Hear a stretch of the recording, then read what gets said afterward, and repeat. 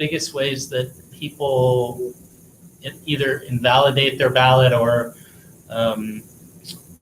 make it difficult for their ballot to count. I've seen some on, just before the election has been certified. I've seen people making stray marks or making circles and X's. What things make it hard for your folks to tell what the intent was when they cast their ballot? There's not a lot that voters can do that's going to invalidate the ballot. I mean, I actually can't think of anything that invalidates the ballot. But if they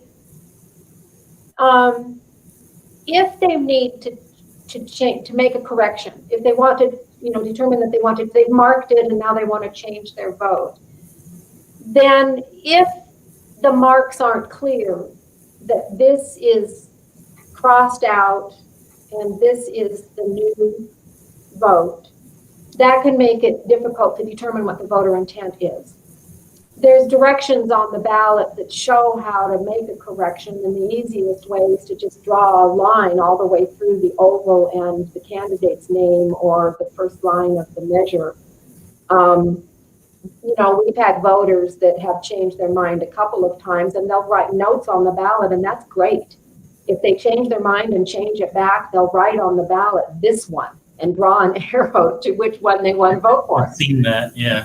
That works as voter intent. So, cleanly identifying, I don't want this and I do want this, is the best way for us to be able to determine voter intent and credit that vote in the correct place. If there are any questions, there's a whole manual that we have from the Secretary of State's office about voter intent and how to interpret those marks. If there are still questions, voter intent questions go to the canvassing board, who is, right. that board is made up of myself, county prosecutor, representative, and a member of the county council. Aside from that, in order to make sure that voters are being able to have their ballot counted, it has more to do with, did they sign their own envelope? Did they sign it with a signature that matches what we've got on file? And did they return it on time?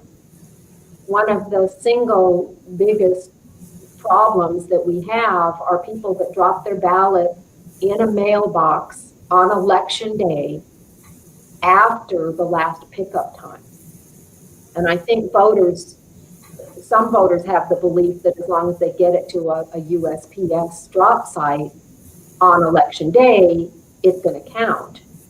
The fact is that if it's not before the last cutoff time, the ballot won't get picked up and it won't get postmarked in time, and it'll be sitting in that mailbox until tomorrow. And then it's going to get the day after election postmarked, and then we can't count it.